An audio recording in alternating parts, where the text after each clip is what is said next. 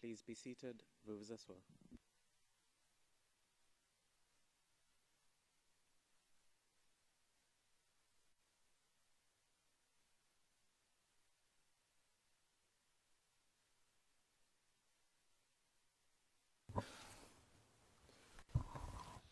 Le président est bien.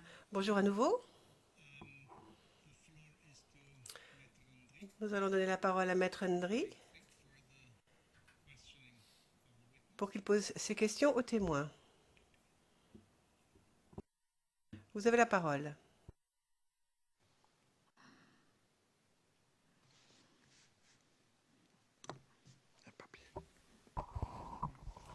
Merci, Monsieur le Président.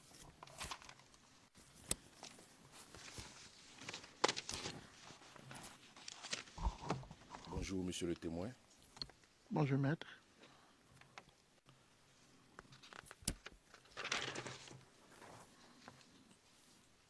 Je vais vous appeler Sam, l'Africain. Merci, maître.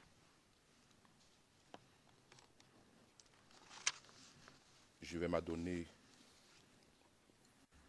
au même exercice que mes autres confrères, les autres avocats. Nous allons faire la même chose que tout à l'heure. Je vais vous poser des questions. Et vous, vous allez me répondre dans la limite de ce que vous savez pour éclairer la chambre.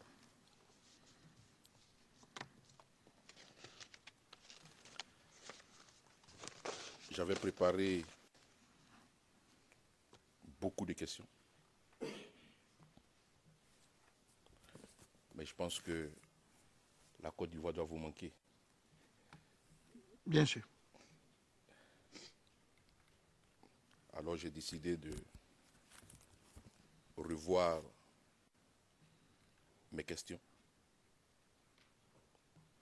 pour que vous rejoigniez au plus vite votre femme, votre épouse et vos enfants qui vous manquent. Merci, maître. D'accord. Alors on va y aller. Your Honors, Monsieur MacDonald, Madame, Messieurs les juges, je sais que ça paraît tout gentil. Enfin, on n'est pas ici pour faire les gentils, on est ici pour poser des questions. Alors, ne mêlons pas la famille, hein, les enfants à tout cela. Le président bien.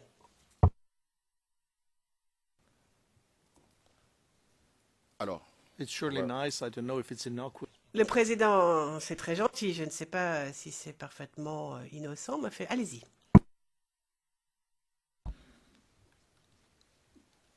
alors, Monsieur Sam l'Africain, Oui, maître. je voudrais revenir tout à l'heure pour introduire une vidéo. Mais je voudrais vous citer ce matin lorsque vous étiez en train d'échanger avec Maître Bougnon. Vous avez dit dans le transcript en français donc, de ce jour, à la page 13, à partir de la ligne 11,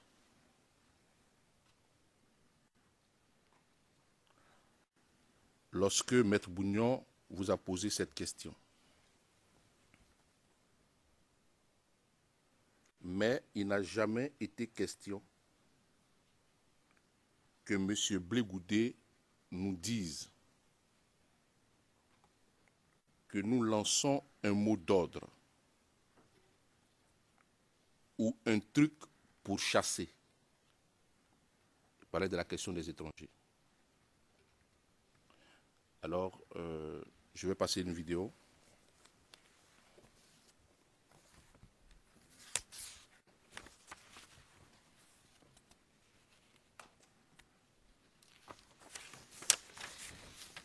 Il s'agit d'une vidéo référencée CIV D25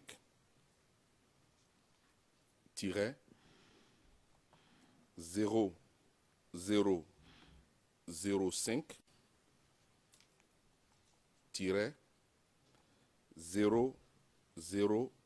0002. C'est une vidéo qui a été donc tournée le 23 décembre 2010.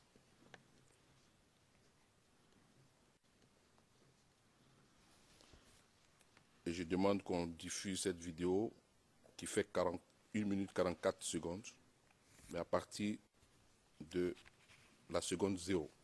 Donc toute la vidéo.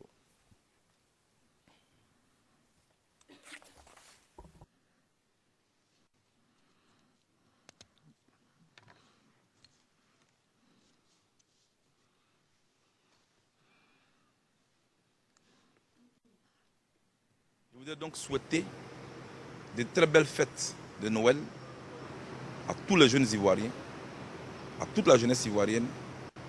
Je dis joyeux Noël à tous les enfants de Côte d'Ivoire en cette période de fin d'année qui coïncide avec une période difficile pour notre pays. Je voudrais dire à chacun, dans l'union, dans la solidarité, que nous passions très bien cette fête-là. On a une pensée, mais une grande pensée pour notre pays. Et que Dieu nous inspire, et que Dieu nous garde, et que Dieu nous protège. Et que Dieu donne la force à notre pays pour sortir de cette crise par la voie pacifique. Ceux qui lancent les messages à la désobéissance civile, la Côte d'Ivoire a besoin d'aller au travail. Parce qu'un pays qui est en retard, un pays qui est en crise, doit travailler doublement même pour reprendre le chemin du développement. Voyez-vous, ceux qui appellent les forces étrangères à venir envahir notre pays, je voudrais leur dire que c'est non seulement une voie suicidaire, mais c'est irresponsable. Parce que les Ivoiriens sont fatigués de tout cela. Aux Français vivant en Côte d'Ivoire et à tous les autres étrangers, il n'y a aucun plan souterrain contre vous. Parce que vous et nous, nous vivons ici. Voyez-vous, dans ces moments de froid, dans ces moments de neige, c'est le moment que trouvent vos autorités pour demander que vous rentriez chez vous. Nous, nous vous aimons. Nous, nous vous portons dans le cœur. Nous voulons que vous restiez ici pour qu'ensemble, on puisse fêter ces fêtes-là dans la faveur. Je vous invite même à nous rejoindre le 29 décembre à la place de la République. Et l'on verra qu'entre les Ivoiriens et les Français vivant en Côte d'Ivoire, c'est l'harmonie. Parce que pour le pire et pour le meilleur, nous devons être ensemble pour sauver la Côte d'Ivoire. Merci.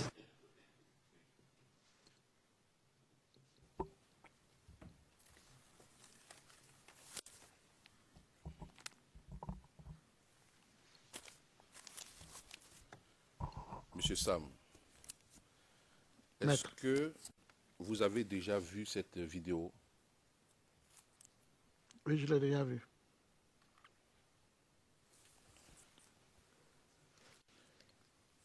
Est-ce que Alhamdulillah. Est-ce que vous confirmez? Oui, je confirme. J'ai bien vu la vidéo. Non, j'ai une question. Est-ce que vous confirmez que ça a été la position constante de M. Blé Goudé quand il parlait? Parce que là, vous avez parlé tout à l'heure, lorsque vous avez échangé avec mon confrère Maître Bougnon, qu'il n'a jamais été question de mot d'ordre visant à pourchasser les étrangers. Est-ce que vous confirmez que cette vidéo est la position, confirme la position de M. Charles Blé Goudé sur ce sujet? Merci, maître. Je crois qu'hier ici, hier ou avant-hier, je l'ai dit ici que on n'avait aucun problème avec les étrangers blancs, comme la communauté internationale, les Français. Je l'ai dit ici hier, qu'on n'avait aucun problème. Et je l'ai dit que ce qui créait la haine ou souvent la révolte des Ivoiriens, c'était que le comportement de leur gouvernement. Je reviens à ta question. C'est ce que Charles vient de le dire, le président de COJEP vient de le dire. Et quand vous voyez ces appels chaque fois, vous regardez les appels. Donc, c'est ce qu'il a dit. C'était dans la période de Noël, où je crois que le gouvernement français avait demandé à leurs ressortissants de quitter la Côte d'Ivoire, de rentrer, je crois. Et l'appel, il disait que les gens restent, qu'il n'y avait rien, qu'on n'avait pas affaire à eux, qu'on n'avait rien contre eux. De toute façon, c'est la famille. C'est cet appel qu'il faisait. Alors, je vais revenir sur un point concernant la société de M. Charles Blé Goudé. Vous avez parlé de la société de M. Charles Blé Goudé. Est-ce que vous pouvez nous donner le nom de cette société? Je crois que c'est Leader Teams, quelque chose comme ça. Leaders Team. C'est ça. Pouvez-vous nous expliquer ce que cette société faisait comme prestation?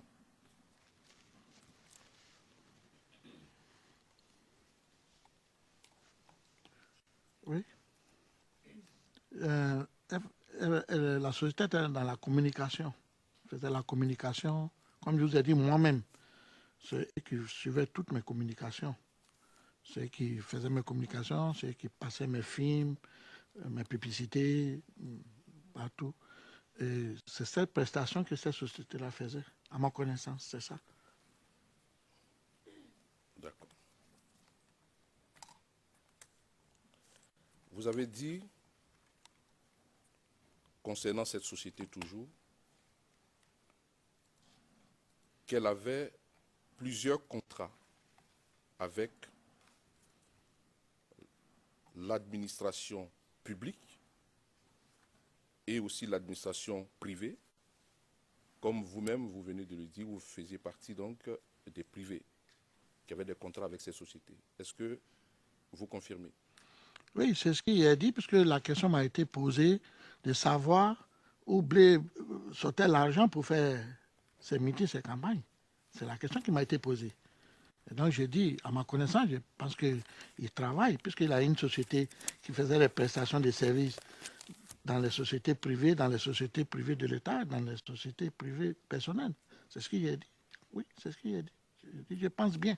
C'est comme ça, lui, il gagne son argent. C'est ce qu'il a dit.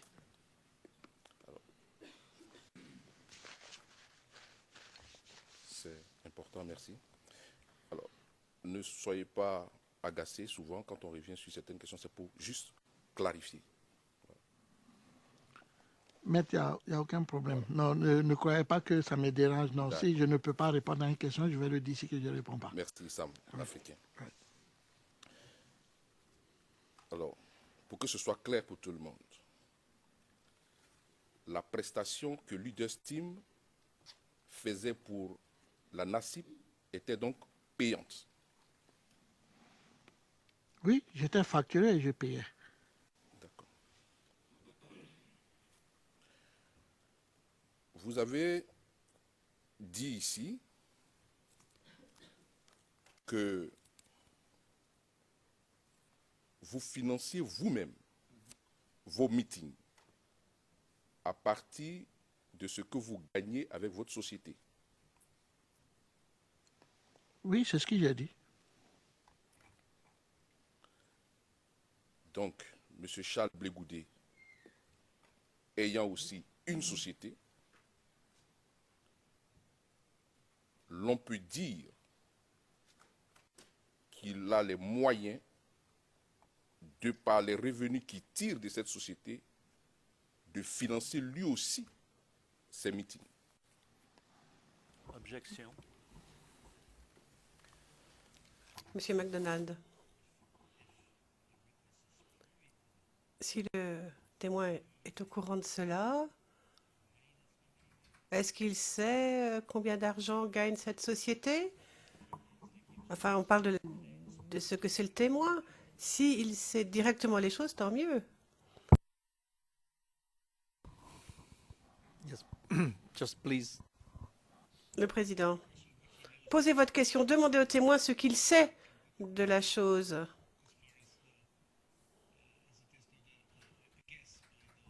Mais il ne faut pas qu'il se lance dans des conjectures pour répondre. On lui demande juste de dire ce qu'il sait uniquement. Donc demandez-lui ce qu'il sait.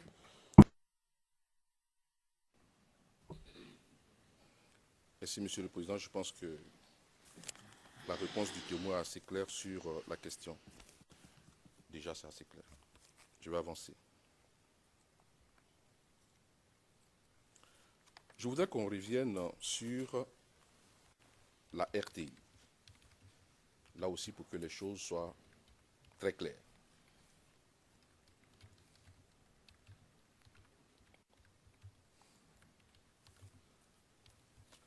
Pendant la période de crise, depuis la création de la NACIP, vous avez parlé de vos tournées à l'intérieur du pays pour lancer des messages de paix. Ces meetings étaient-ils retransmis à la RTI? Oui,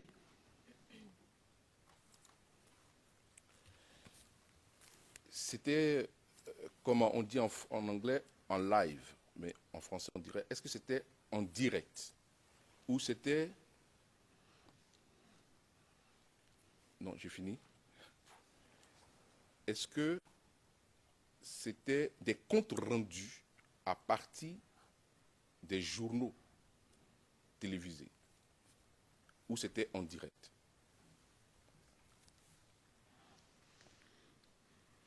merci maître. J'ai compris où vous voulez en venir. Quand je faisais mes tournées, c'était des comptes rendus dans les journaux parlés. Quand le journal parlait du soir à 20h, et c'est là on présentait nos meetings, nos tournées.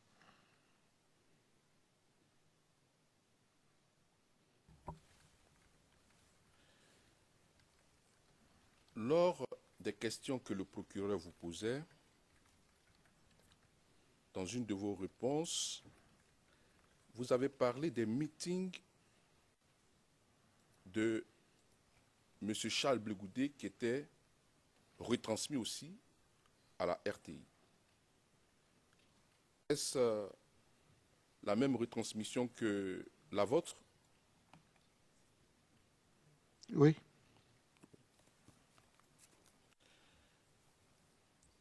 Alors, je voudrais savoir comment est-ce que ça se passe lorsque vous avez une manifestation, vous avez une activité donnée. Comment est-ce que la RTI est informée et comment ça se passe pour que les Ivoiriens puissent être informés de cette manifestation à partir des journaux télévisés? Merci maître. D'abord, avant que j'ai été demandé à la société de blé la prestation des services de ma structure, avant, on faisait une demande. D'abord, je n'avais pas encore commencé avec blé. On fait une demande à la RTI pour dire, voilà, je pars à Boaké le samedi pour une tournée politique et pour faire des meetings. Donc, j'aurais besoin de la prestation des services de la RTI.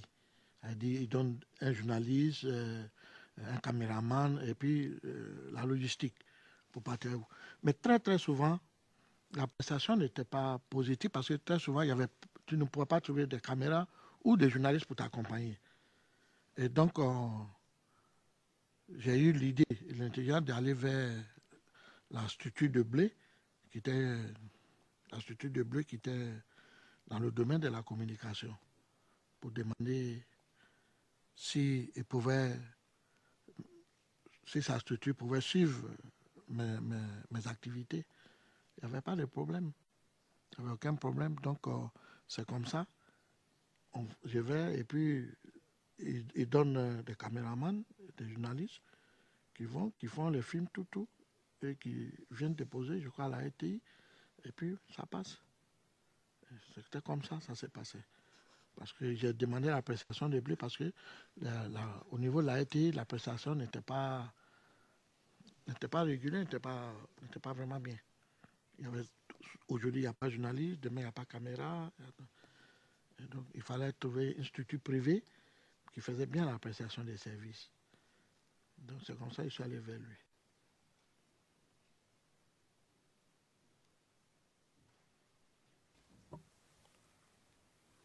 Pour être plus clair, pour qu'on puisse tous comprendre, vous adressez un courrier à la RTI pour dire à la RTI que vous avez une manifestation quelque part. Et comme si la RTI a des journalistes sur place, ils le font. Oui, maître. Si la RTI n'a pas de journalistes, vous avez la possibilité de vous adresser à une structure de communication, c'est-à-dire qu'il y a des caméras, pour supplier la défaillance de la RTI en équipement. C'est ce que vous voulez dire? Oui, c'est ce que ça veut dire, c'est ce que j'ai dit. D'accord. Alors, est-ce que au niveau de vos meetings,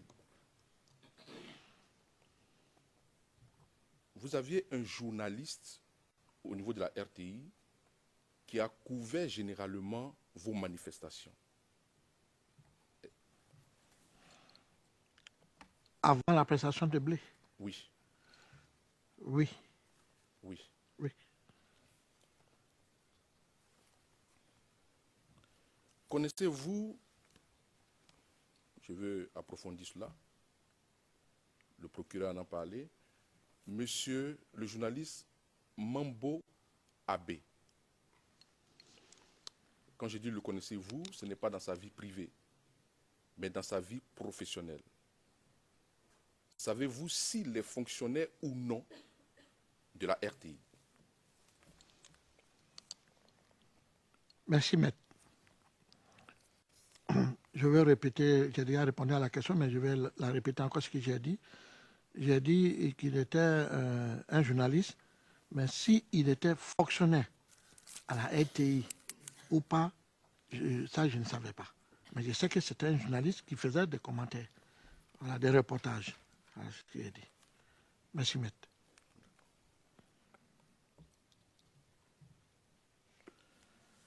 Alors, je voudrais parler avec vous, toujours à la RTI,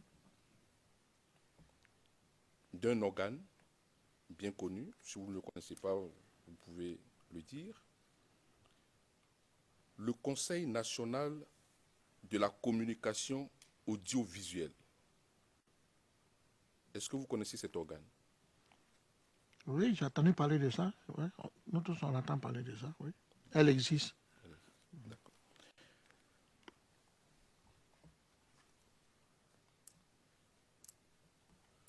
Si je vous dis Frank Anderson Kwasi, ce nom vous dit quelque chose? Oui, je le connais.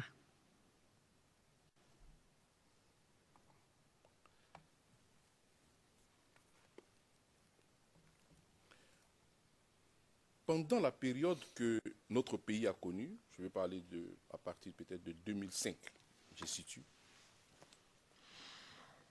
Vous regardez beaucoup la télévision. Est-ce que vous avez souvenance des bilans ou des statistiques que cet organe présentait à la RTI pour faire ressortir à chaque fois les temps d'occupation des partis politiques et des mouvements de la société civile au niveau de la RTI, les temps d'occupation? Est-ce que vous avez souvenance de ces rapports mensuels? Oui, maître, je suivais tout ça.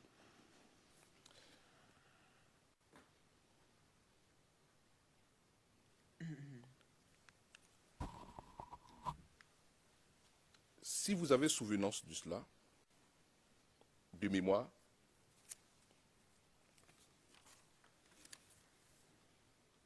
est-ce que vous pouvez dire si dans son compte rendu, dans le compte rendu de cet organe, les partis de l'opposition avaient accès à cet organe d'État qu'est la RTI. Là, vous parlez pendant la campagne. Non, pas encore pendant la campagne. Avant la campagne, on va en venir. Au niveau de la campagne, on va en venir. Mais avant la campagne. Oui, il faisait le bilan, il venait à la télé.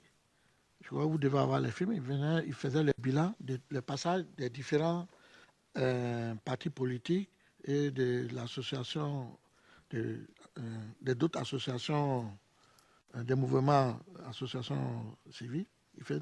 Il venait donner tous les détails de chaque passage, de combien de temps de chacun. Et à la fin, il faisait un résumé, généralement. Oui, Pour dire, par exemple, que telle formation politique avait eu plus de temps que d'autres. Vous vous rappelez? oui.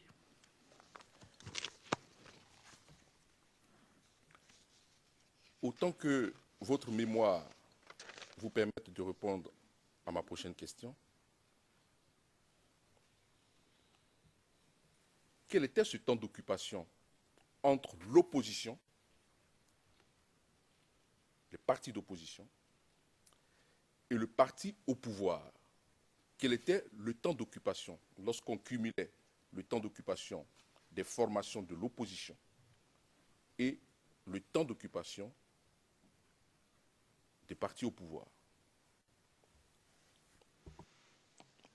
En toute sincérité, être honnête avec toi, je ne me souviens pas bien du temps lorsqu'il faisait les bilans. Les résumés il donnait à la fin, je ne me souviens pas.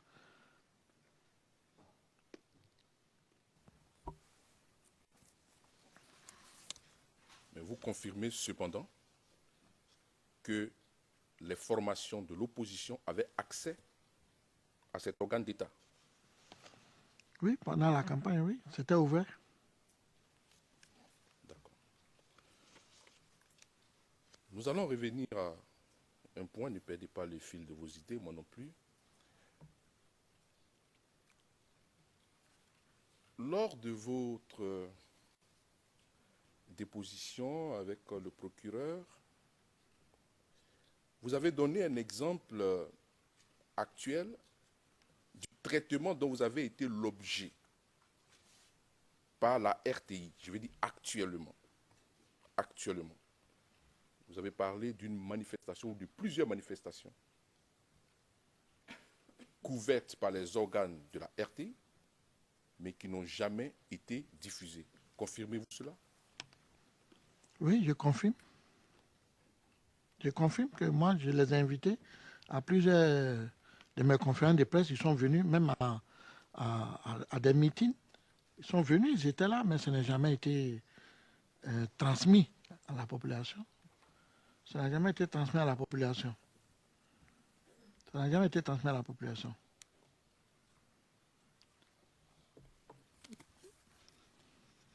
D'accord.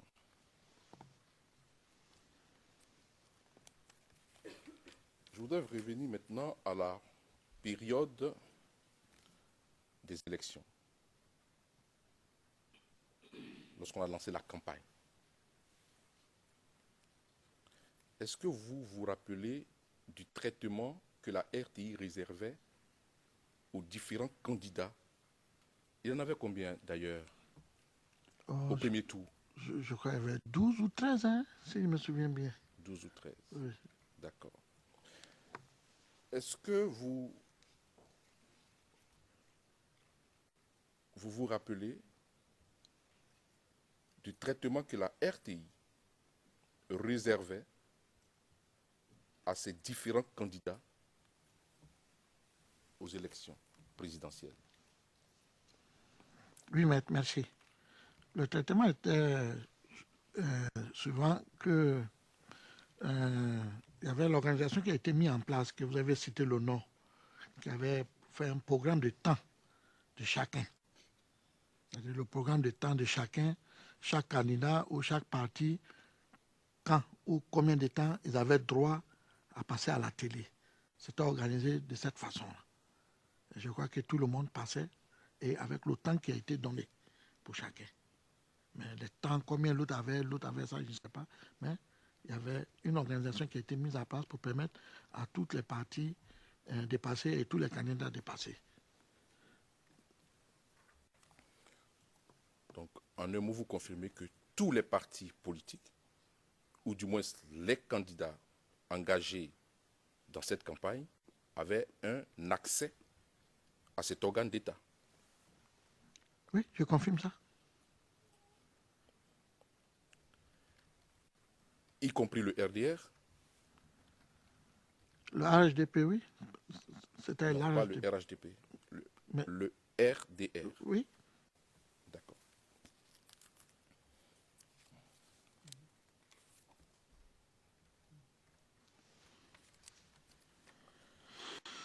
Je vais aborder un autre point. J'en ai fini avec la RTI. Alors, je voudrais revenir un peu sur une déclaration que vous avez faite ici. Vous avez parlé des étrangers, je voudrais que ce soit assez clair, des étrangers qui quittaient Abidjan.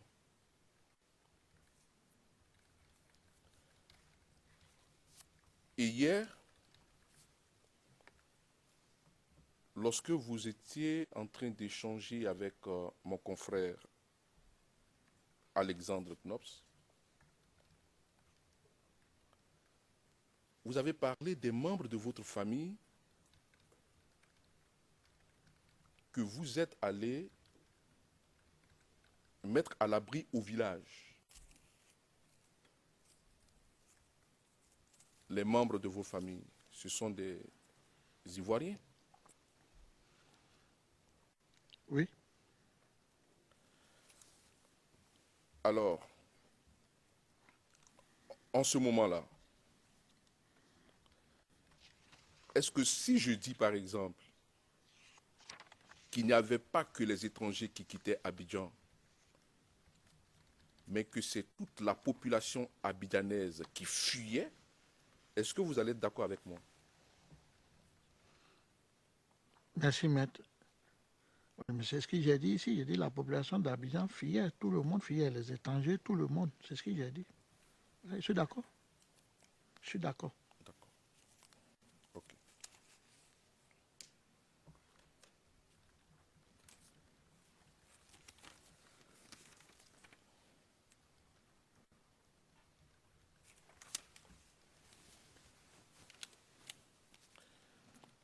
Monsieur Sam l'Africain, je veux maintenant vous poser une question sur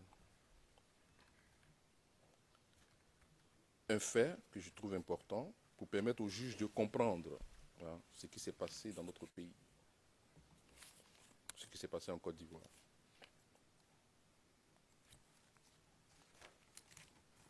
C'est un exercice de mémoire. Si vous savez, comme vous savez si bien le faire, vous le dites. Si vous ne savez pas, vous dites « je ne sais pas ». Pendant la crise post-électorale, notamment vers mars ou avril, avez-vous été informé de l'ouverture forcée de la maison d'arrêt et de correction d'Abidjan, la MACA, la prison, par les rebelles?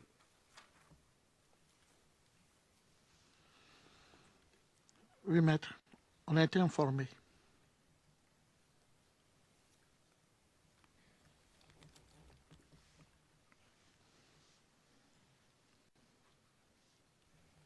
Vous avez été informé de l'ouverture forcée de la MACA, la prison d'Abidjan.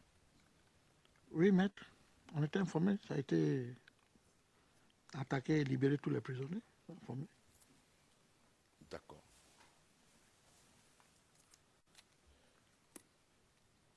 pouvez-vous nous dire où est-ce que la MACA est située? Dans quelle commune d'Abidjan la MACA est située? La maison d'arrêt et de correction d'Abidjan. Merci, maître. La maison d'arrêt et de correction d'Abidjan est située dans la commune de Yopougon. Dans la commune du... Dans la commune de Yopougon. Non loin de la zone industrielle de Yopougon, sur la route qui va à Nyama, dans la commune d'Anyama, non loin d'Abobo, dans cette zone-là. C'est là que se trouve la maison d'arrêt et de correction d'Abidjan. D'accord. Pour être plus...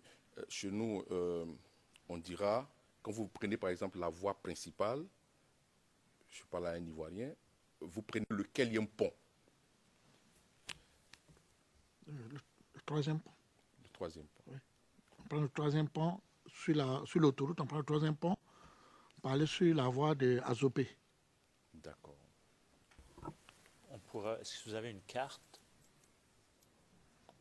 Il n'y a pas de problème à situer la MACA derrière la forêt Banco, sur cette route qui monte entre Anyama et Yopougon, l'autoroute du Nord, et bon, il n'y a pas de problème. On peut... When you asked where Quand vous avez demandé dans quelle commune cela se trouvait, je me demandais pourquoi vous ne montreriez pas une carte aux témoins. Je pense que ce serait un élément beaucoup plus objectif. Vous pourriez donc utiliser les moyens à notre disposition, une carte, un plan, quelque chose comme cela, plutôt que de passer par le témoin. Merci. Merci, Monsieur le Président. Nous allons, avec d'autres témoins, approfondir cette question. C'est purement une question de calendrier. On va le faire.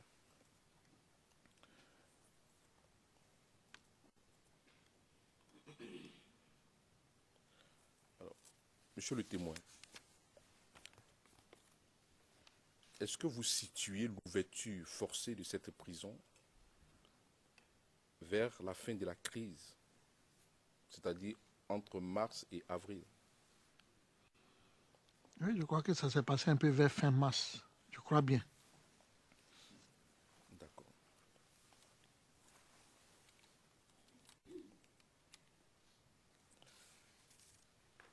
En faisant toujours appel à votre mémoire, est-ce que vous vous souvenez si la MACA, la maison d'arrêt et de correction d'Abidjan, avait subi un tel traitement avant la crise post-électorale? Est-ce que la MACA, autrement dit, avait été déjà ouverte dans une histoire antérieure de la Côte d'Ivoire?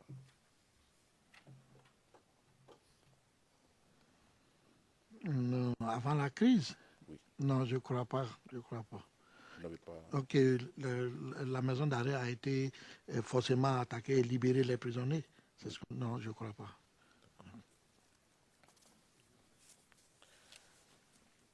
Alors,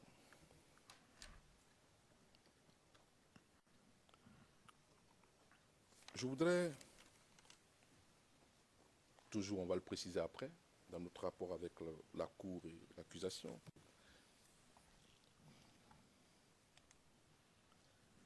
vous avez parlé du troisième pont. Il y a une unité des FDS non loin de là. Vous le savez? Oui, Quelle est cette unité? la BAE, je crois. La BAE.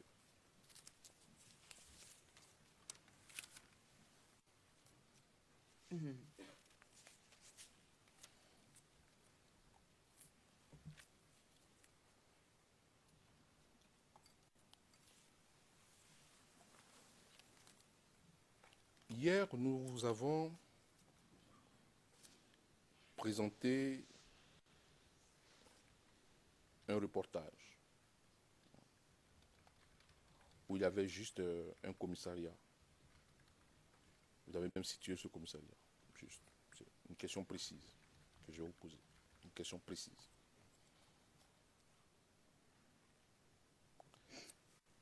Est-ce qu'il y a plusieurs commissariats comme ça, comme vous avez vu dans le reportage, qui ont subi ce même traitement? Juste si oui ou non. Toutes les commissariats du district même d'Abidjan ont suivi ces mêmes toutes les commissariats, tout. D'accord. J'ai promis que je n'allais pas être long. Merci, maître. Je vais juste finir avec une dernière vidéo que je vais vous présenter. Après, j'aurai juste une ou deux questions à vous poser là-dessus. Est-ce qu'on peut avoir les détails? Oui, on va vous le donner.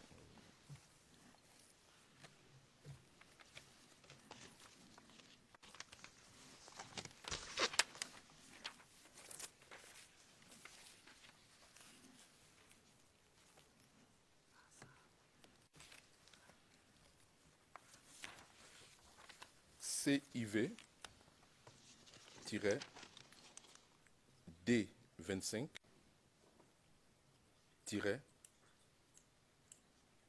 0005 0005. C'est une vidéo qui est relative à l'émission Raison d'État. On avait parlé de ça ici. Raison d'État. Oui. Donc de la RTI. En date du 1er janvier 2011. Date estimée. Alors, nous allons diffuser cette vidéo de la minute 2.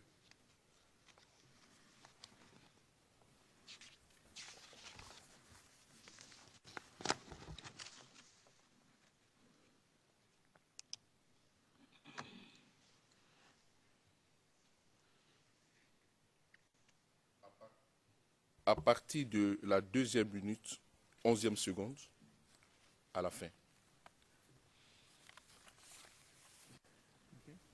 Just before, Monsieur MacDonald, nous n'avons pas d'objection à la présentation de cet élément. Ce n'est pas mon sujet. Mais mon confrère parle d'une date estimée en évoquant le 11 janvier 2011. Excusez-moi, ma manche a frôlé le micro. Donc, il faut que je me rapproche du micro.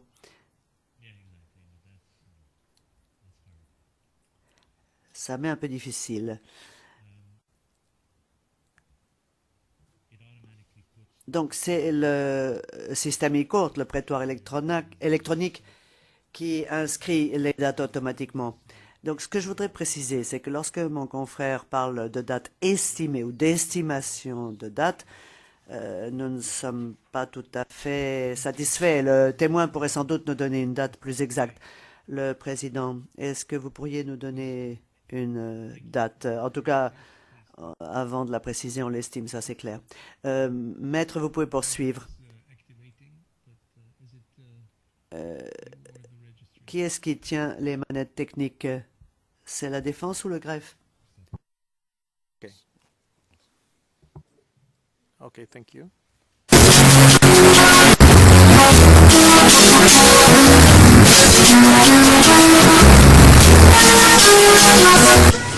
Bonsoir à tous.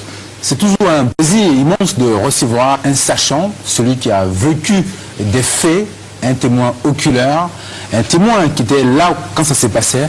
Et ce soir, nous recevons quelqu'un qui était dans la zone CNO quand les Ivoiriens sont allés au vote, quelqu'un qui a vu des choses, qui a vécu des choses, qui a eu son salut grâce à des interventions, grâce à lui-même, sa mobilité extraordinaire. Nous recevons Sam l'Africain. Sam, bonsoir. Bonsoir. Sam l'Africain est ivoirien depuis ses grands-parents qui ont débarqué en Afrique en 1854 par la Guinée.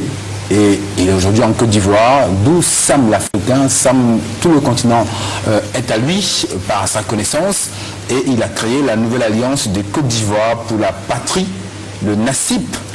Pourquoi ce besoin, déjà, pour commencer? C'est pour toujours défendre les intérêts africains. Intérêts africains. Et vous étiez dans le nord, dans la zone CNO, précisément dans le nord, à Korogo. On verra au fur et à mesure les images, au moment où nous parlons. Vous étiez dans le nord. Vous avez préparé la campagne du LMP dans le Nord. Dites-nous déjà l'ambiance qui régnait avant même le vote. Bon, d'abord, c'est pas Korogo seulement j'ai fait. J'ai fait toute la zone CNO. J'ai fait Korogo, Makono, Segela, Touba, Odjene, Boudjali, Kani. J'ai fait toute la zone CNO. Donc, à Korogo, comme vous allez constater vous-même les cassettes, l'ambiance était bien. Premier tour, comme les gens disaient, non, le président les a pas soutenu, non, mais vous allez voir, tout ce que les gens disent, c'est des mensonges. Comme ils savent bien faire, ils savent bien mentir, tout ce qu'ils ont dit, ce sont des mensonges. En tout cas, ils se revoient dans la zone, à Korogo. Moi, je vous dis, si ce n'est pas à cause des armes, le président Gbagbo a battu le candidat RHDP de mort. L'a battu. Dans l'ensemble du Nord? Dans l'ensemble du Nord. Dans l'ensemble du Nord, c'est moi qui te dis. Mais au premier tour, il y a des villages où le président Gbagbo même a battu Alassane Dramane Ouattara. Dans la zone de Makono même, le village Kongasso, le président LMP a battu Alassane. À Kounaïri, à Soukouba, à Korogo, il y a beaucoup de villages, beaucoup de villes, des sous-préfectures où le président a gagné. C'est nouveau ce que vous dites, parce que c'est pas nouveau. On croyait le contraire. Mais c'est les gens qui croient le contraire, mais moi je te dis, j'étais... Qu'est-ce qu'on fait dit ça? Mais ce que je vous dis, moi j'étais là-bas. Au premier tour, moi j'étais là-bas, on a fait tous les bureaux de vote. Quand les gens ont commencé à voter, et midi, 13h, arrivé, les gens ont commencé à se rendre compte que les gens ont commencé à voter le président Gbagbo. À Korogo. À Korogo, dans le département de Korogo. Et c'est ainsi que les gens commençaient à arriver avec les armes dans les bureaux de vote pour demander à ceux qui étaient là, puisque ceux qui étaient pour nous, pour LMP, c'est des gens, les ressortissants de Korogo, les gens de ces villages. Donc les gens commençaient à leur dire, bon, après ici, si c'est Gbagbo qui gagne, on va vous tuer votre famille, on va vous menacer. Donc, à partir de midi, 13h, 14h, les gens commençaient à quitter les bureaux, pour abandonner les bureaux. Parce que les gens leur demandaient de quitter les bureaux. Est-ce qu'on apprend déjà sur une chaîne étrangère? Oui. Des gens disent qu'à partir de midi, à partir de 10h, on aura appelé au téléphone, bien sûr, les assesseurs du LMP. Et ils sont partis. Donc c'est pas LMP qui les appelle de quitter les bureaux de vote. C'est les menaces. Ce sont les gens des RHDP, les forces nouvelles, ceux qui avaient les armes. C'est eux qui les a demandé de quitter les bureaux. Si les familles étaient menacées, eux-mêmes ils étaient menacés de mort. Vous avez des preuves palpables? Oui, mais moi, si vous m'avez demandé, moi j'ai toutes les preuves, même de toutes les violences qui ont été faites. On a des cassettes que je vais vous donner. Voilà, vous pouvez regarder, vous allez voir les cassettes tout à l'heure, vous regardez les trucs. Au niveau engouement de la campagne du président Gbagbo à Korogo, vous les voyez sur ces images. Moi qui ai créé la caravane de campagne de Korogo pour le président Gbagbo, vous avez vu, regardez bien, la cassette, vous allez voir ça passer tout à l'heure. Tout le monde, je ne vais pas vous dire 100% Korogo pour le président Gbagbo, mais la manière que les gens nous font croire que Alassane gagne 90%, mais c'est faux. Il ne peut pas gagner. Ils n'ont qu'à déposer les armes. Ça là, c'est même pas par là même. Actuellement là, moi je pense qu'un pays ne dépend pas seulement du fauteuil présidentiel. La Côte d'Ivoire, après le présidentiel, on a les députés, on a les maires, on a les conseils généraux. C'est ça qui fait la marche d'un pays. Donc, s'ils sont sûrs d'eux et qu'ils sont populaires, allons-y aux élections des députés. C'est parce que là, les élections des députés, ce sont des régions qui votent. Et on dirait que tel type, il est populaire chez lui, tel type, il est populaire chez lui. Il a gagné tel nombre de députés, il a la majorité de députés. C'est à l'Assemblée nationale, on vote les lois. D'accord. On va pour l'instant revenir quand même sur l'élection du 28 novembre dernier. Vous avez vécu des choses, vous avez vu des choses, on va en parler. Je vous explique. J'ai tout à l'heure demandé si vous avez des choses en main pour dire ce que vous dites. Nous, on a les preuves. D'accord. D'abord, qu'est-ce que vous appelez les preuves? Des témoins. Ceux qui ont été dites-nous tout, ceux qui ont été violés, ceux qui ont été frappés, ils ne sont pas morts, ils sont là, ils sont habillés ici, ils ont fui la région, les maisons ont été brûlées, les biens ont été brûlés. Même moi-même, toutes mes voitures ont été brûlées à Korogo. Moi j'ai pris une moto pour sortir. J'ai pris une moto pour sortir de Korogo. Racontez un peu. Mais quand je devais, parce que quand on a senti la tension, les gens nous disaient, bon, ils ont fermé les routes à partir du 27. Nous, on ne pourrait plus sortir par la grande route. 27, c'était le 27 novembre. La veille du vote. Hein. Oui, la veille du deuxième tour. Parce que là même, ça a commencé, même la violence a commencé. Ils avaient dit qu'il n'y a pas troisième tour. Ça veut dire qu'il fallait faire, à tout prix, faire perdre le candidat LNP. Vous avez vécu ces veillées d'armes pratiquement à Korogo. J'ai vécu tout ça. Qu'est-ce qui s'est passé? Qu'est-ce qui se disait? Voici ce qui s'est passé, si vous voulez. On commence par le premier tour. Premier tour, quand on allait aux élections, quand les résultats sont sortis, tout le monde a vu. Nous-mêmes, on a vu la manière dont se sont comportés nos bureaux de vote. On n'avait plus nos gars. Et les gens sont venus, ils ont rempli. Ils ont eux-mêmes fait les PV. Ils ont signé eux-mêmes les PV à nos places. Tout ça pour faire croire que tout va bien. Imagine-toi, il y a des bureaux de vote où les inscrits sont 500 personnes qui doivent venir voter. On s'est retrouvé à 1500, 1900 votants. Ils sont quittés où? Dans le tombeau ou bien? Ils sont quittés où? D'après vous?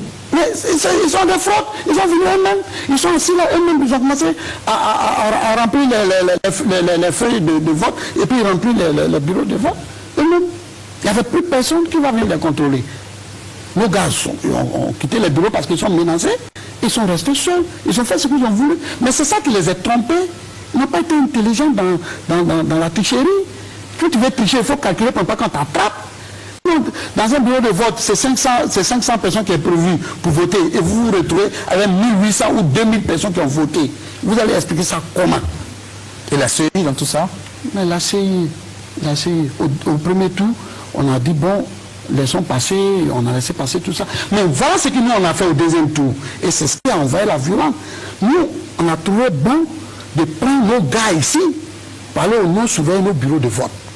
Et on a mis des stratégies en place pour empêcher les fraudes. Et on allait au vote. Et quand les gens sont rendus compte que les gens ne sont pas sortis, comme au premier tour, les gens ne sortaient pas trop, se sont rendus compte que dans la zone de lac, dans la zone de, si tu veux, Yamoussoukro, Boaké, tout ça, les Baoulés, ceux qui n'ont pas voulu voter à Alassane, ne sont pas sortis parce qu'ils n'ont pas voulu peut-être voter Alassane ou voter le président de LNP. Donc, ils ne sont pas sortis, mais ceux qui ont voulu voter sont sortis. Donc, les gens se sont rendus compte que, les gens de la RSDP se sont rendus compte que le taux des gars qui partaient voter n'était pas assez. Donc, ils ont lancé un mot d'ordre dans les zones CNO de bourrer les unes. De bourrer les unes. Et donc, c'est comme ça ça s'est passé. À partir de midi et 13h, ils sont venus, ils ont commencé à récupérer nos représentants qui sont quittés ici pour aller surveiller nos bureaux de vote. Pour partir avec eux dans les camps, pour partir avec eux, on ne sait pas où ils sont partis avec eux. Donc, les bureaux sont restés comme ça. Et les gens, ils sont venus, ils ont commencé à remplir les bureaux. C'est un aspect important de ce qu'on entend dire. Mais c'est la vérité, moi je vous l'ai dit. Quand on le dit comme ça, il y a certains qui ne croient pas. Bon. Vous étiez dans la région, vous étiez sur les lieux. Oui. Dites-nous concrètement comment cela s'est passé. C'est ce que vous avez entendu le dire, mais enfin, détail à la pluie en plus. Mais la manière que ça s'est passé, c'est comme ça, je vous explique. Ça veut dire que nous, par exemple, je te donne un exemple. Voici un bureau de vote. Toi, tu es RHDP, moi, je suis LNP. Et tes gars arrivent avec les armes, ils viennent, ils me prennent pour partir. Ils sont partis avec moi. Donc, tu restes seul là. Tu restes seul. Ou on me demande de signer. Ça veut dire de signer le PV d'abord, qui n'est même pas rempli de signer. Et je signe, sinon ils vont me tuer. Puis ils vont avec moi. Et quand c'est fini, vous remplissez à ma place. vous remplissez les bureaux les bureaux de vote, et puis c'est fini. Mais à ce moment-là, on appelle ça comment? Est-ce que c'est un bureau qui doit être validé ou qui doit être non validé? Je disais justement le rôle de la CEI selon vous? Mais la CEI, je vais vous expliquer. La CEI, hein, pas la CEI. La CEI. La CEI. Ok. Donc, je vais vous expliquer. Hein. Quand deuxième tour est fini, tout ça, les gens sont venus, ils ont commencé à calculer. Mais ils ont les droits, ils avaient 3 jours. Oui, ça je dis, sur le terrain, quand on sort armes à l'appui, les assesseurs de... Mais le bureau... a toujours...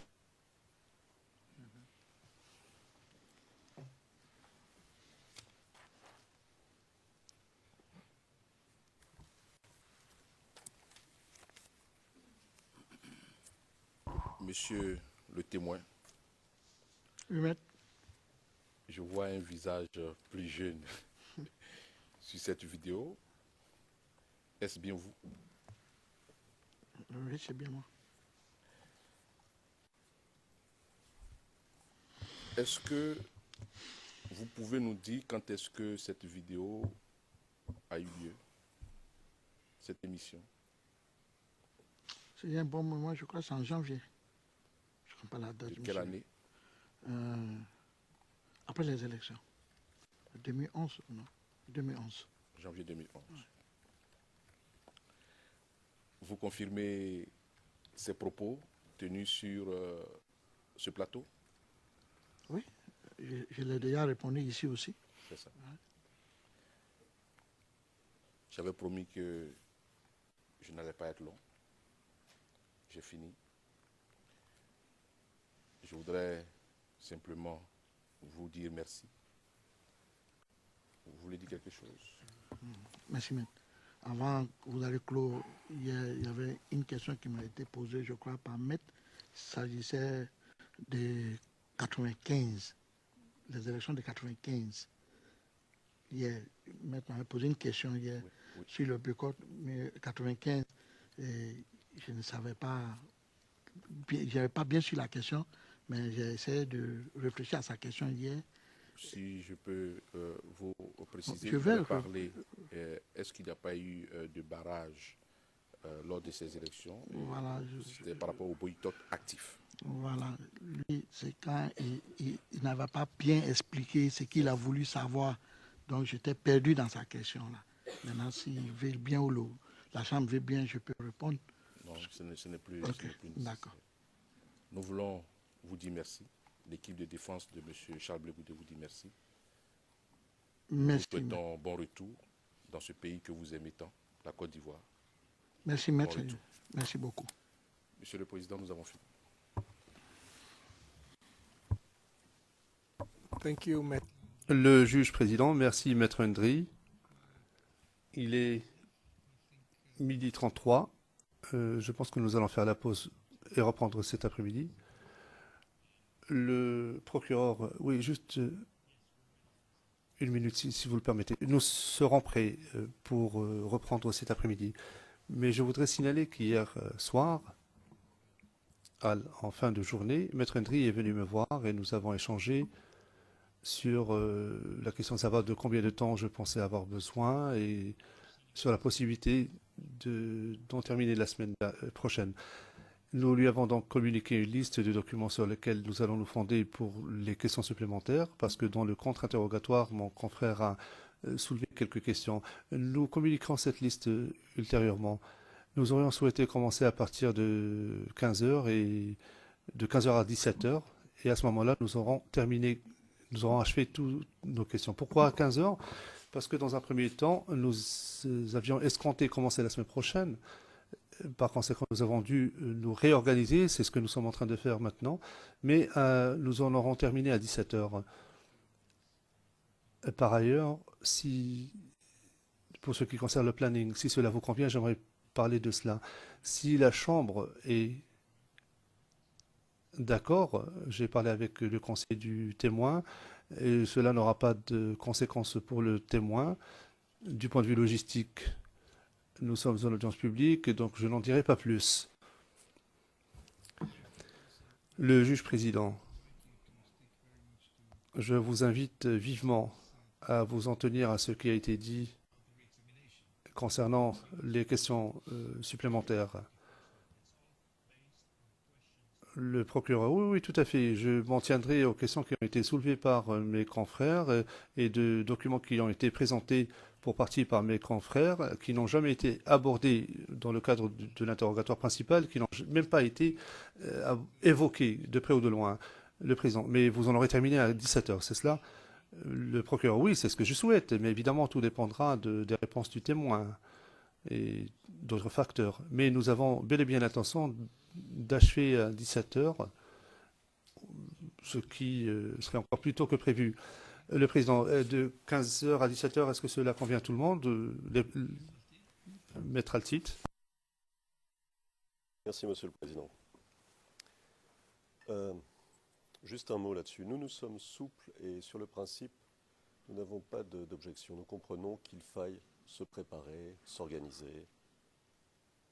Et nous attendons le minimum, c'est que de l'autre côté, on ait la même souplesse, la même gentillesse, la même courtoisie. Et il y a une semaine, nous avions demandé, je crois, combien de temps? De commencer un tout petit peu plus tard pour pouvoir nous préparer aussi. Nous avions reçu une réponse de l'accusation disant « Pas du tout, il doit être prêt à n'importe quel moment ». Alors, je m'en remets à vous, mais un peu de gentillesse, un peu de courtoisie seraient les bienvenus. Un peu de compréhension de la charge de travail à laquelle fait face chacune des équipes de défense. Nous comprenons la charge de travail à laquelle fait face l'équipe de l'accusation. C'est un point. Je n'y reviens pas. Je ne veux pas m'opposer. Mais vraiment, cessons de voir midi à notre porte, essayons de comprendre que nous sommes tous dans le même bateau. Ça, c'est une chose. Et la deuxième chose, sur la notion de réexamen, si vous permettez un mot là-dessus.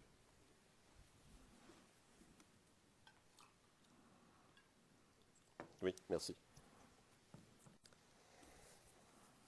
Alors, je vous le soumets, Monsieur le Président, Madame, Monsieur, comme une demande de clarification, pour que les choses soient claires. Vous avez dit, Monsieur le Président, le 15 mars dernier, page 16, dans le transcrit français, page 16, lignes 17 à 22, je vous cite, « Un interrogatoire principal et contre-interrogatoire n'existe pas dans le statut de Rome. Ces termes n'existent pas, ni interrogatoire, ni contre-interrogatoire. Donc nous ne faisons pas référence à ces termes. » Et vous étiez tout à fait en ligne. Non, mais vous étiez tout à fait en ligne avec ce que vous disiez précédemment, que chacune des parties est placée au même niveau et que chacune des parties doit éviter toute question directive, toute question suggestive. Interrogatoire et contre-interrogatoire, chacune doit suivre la même règle. D'où ma question. Puisqu'il n'y a pas de différence de nature entre l'interrogatoire suivi par la partie qui appelle le témoin et le contre-interrogatoire qu'effectue la partie qui n'appelle pas le témoin, puisqu'elles sont placées sur le même plan, et que la partie qui n'appelle pas le témoin ne peut pas, puisqu'elle ne peut pas poser des questions, disons, plus larges, puisqu'elle ne peut pas elle ne peut pas tester la crédibilité du témoin, quelle est la place du réexamen? Parce que notre compréhension des choses est la suivante. Dans la procédure de common law, les choses sont claires. Il y a une sorte de mécanisme avec des roues, si vous voulez, dentées. Première roue, l'interrogatoire, avec une logique propre et une marge de manœuvre de l'avocat qui appelle le témoin propre. Et puis il y a une deuxième roue qui est articulée à la première, qui est le contre-interrogatoire, mais qui va dans l'autre sens. La marge de manœuvre de l'avocat qui n'appelle pas est différente, puisque le but du contre-interrogatoire est différent. Et parce qu'il s'agit d'un mécanisme, il est logique qu'il y ait une troisième roue, dentée, si je puis dire, si je peux prendre cette image, qui permette à la partie qui appelle de revenir sur des points qui n'ont pas nouveaux abordés par la partie qui n'appelle pas, de manière à ce que tout soit couvert, mais selon des perspectives différentes. Ça, nous le comprenons. Et nous comprenons, et c'est là où je vous soumets notre demande de clarification, nous comprenons que ce n'est pas la logique que votre Chambre a retenue. Nous comprenons que vous voulez nous mettre, à partie appelante et partie non appelante, sur le même plan en quelque sorte, avec la même marge de manœuvre. C'est ce que nous comprenons. Si tel est le cas, il nous semble logique qu'il n'y ait pas de réexamen. Parce que le réexamen ne se justifie que dans une logique de common law, où les deux parties sont dans une démarche différente entre l'examen en chef et entre l'interrogatoire en chef et le contre-interrogatoire. Parce que si nous sommes sur le même plan, interrogatoire et contre-interrogatoire, alors donner la parole à la partie qui appelle, ici l'accusation, mais ça peut être la défense, c'est pareil, c'est lui donner la possibilité de revenir, de réinterroger, c'est-à-dire attenter à l'équité stricte de la procédure que nous avons cru comprendre vous voulez instaurer entre les deux parties. C'est introduire un élément de déséquilibre. Ça, c'est un. Voilà ma demande de clarification. Si nous comprenons bien la logique que votre Chambre a instaurée, en quoi le réexamen se justifie-t-il? N'est-il pas plutôt un élément de déséquilibre de la procédure? Et si votre Chambre nous dit que le réexamen se justifie pour toutes sortes de raisons, notamment parce que ça a été décidé dans la décision sur la conduite de la procédure, mais qui avait été, je crois, conçu dans un cadre de plus de common law, c'est d'où ma demande de clarification, le cadre semble avoir un peu changé. Si tel était le cas, à ce moment-là, la défense devrait avoir la possibilité de poser elle aussi des questions aux témoins. C'est un principe fondamental.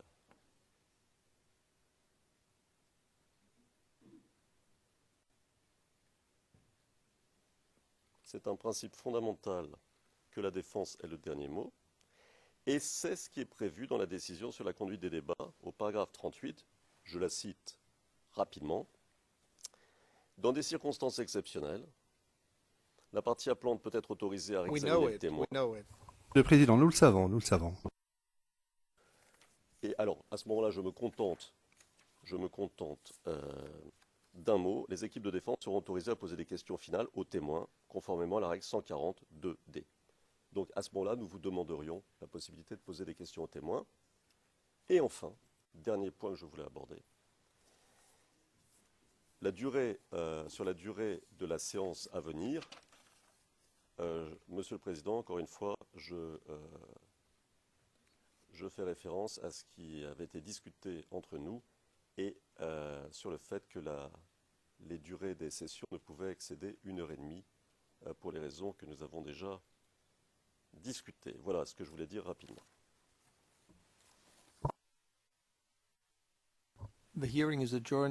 Le juge président, nous allons suspendre l'audience et nous reprendrons à 15 heures.